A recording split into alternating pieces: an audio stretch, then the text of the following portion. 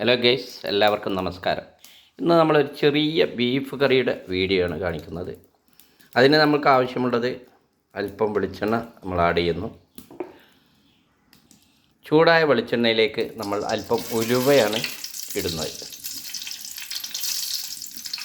ഉലുവ കരിയാൻ വിടരുത്. അതിനു മുമ്പ് തന്നെ നമ്മൾ മറ്റുള്ള ഇൻഗ്രീഡിയൻസ് ഉപയോഗിക്കേണ്ടതാണ്. ഉലുവ പൊട്ടിക്കഴിയുമ്പോൾ നമ്മൾ അതിലേക്ക് അരിഞ്ഞു വെച്ച വലിയുള്ളിയും പച്ചമുളകും ചേർക്കുന്നു.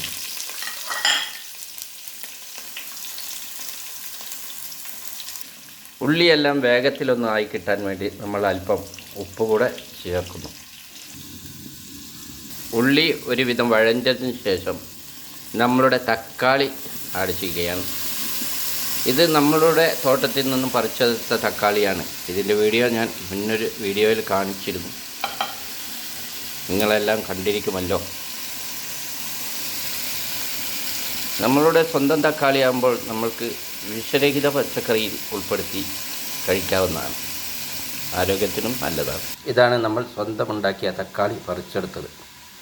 തക്കാളി ഒരുവിധം വെന്തിട്ടുണ്ട്. അതിലേക്ക് നമ്മൾ ഇഞ്ചി പേസ്റ്റ്, ചെറിയ ഉള്ളി, വെളുത്തുള്ളി പേസ്റ്റ് ചേർക്കുന്നുണ്ട്.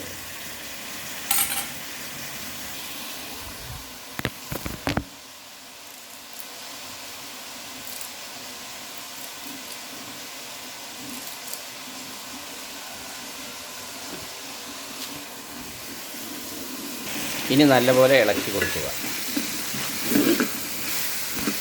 നമ്മൾ മഞ്ഞൾപ്പൊടിയാണ് ആഡ് ചെയ്യുന്നത്.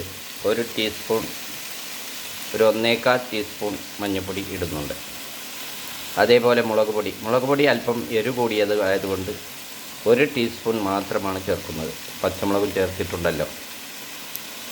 അല്പം മല്ലിപ്പൊടി കൂടെ ചേർത്ത് കൊടുക്കുന്നു. മല്ലിപ്പൊടി കുറച്ച് അധികം ഇടുന്നതാണ് നല്ലത്. ഇനി എല്ലാം ചേർത്ത് നല്ലപോലെ ഒന്ന് വഴറ്റിയെടുക്കുക. ഇതേപോലെ ഇളക്കി വഴറ്റിയെടുക്കുക. പച്ചമണമെല്ലാം പോയതിന് ശേഷം കഴുകി വൃത്തിയാക്കി വെച്ച ബീഫ് അതിലേക്ക് ആഡ് ചെയ്യുന്നു. എല്ലാം ഇളക്കി സെറ്റാക്കിയതിന് ശേഷം അല്പം വെള്ളം ഒഴിച്ചു കൊടുക്കുകയാണ്. ഉപ്പ് നമ്മൾ ഉള്ളി വഴറ്റുമ്പോൾ ഇട്ടതാണ്. ഇനി പാകത്തിന് നോക്കിയിട്ട് നമ്മളുടെ ഇഷ്ടത്തിനനുസരിച്ച് ഇട്ട് കൊടുക്കാവുന്നതാണ്. ഇനി നല്ലപോലെ മൂടി വെക്കുക.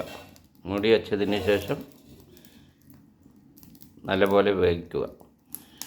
വീഡിയോ ഇഷ്ടപ്പെട്ടാൽ ലൈക്ക് ചെയ്യാനും ഷെയർ ചെയ്യാനും കൂടെ കൂട്ടാനും മറക്കരുതേ. അങ്ങനെ നമ്മുടെ ഇറച്ചിക്കറി റെഡി ആയിട്ടുണ്ട്. നമ്മൾ ദോശയിലേക്കും പത്തിരിയിലേക്കും പൊറോട്ടയിലേക്കും എല്ലാം കഴിക്കാം. നിങ്ങളൊന്ന് ചെയ്തു നോക്കൂ. Thank you.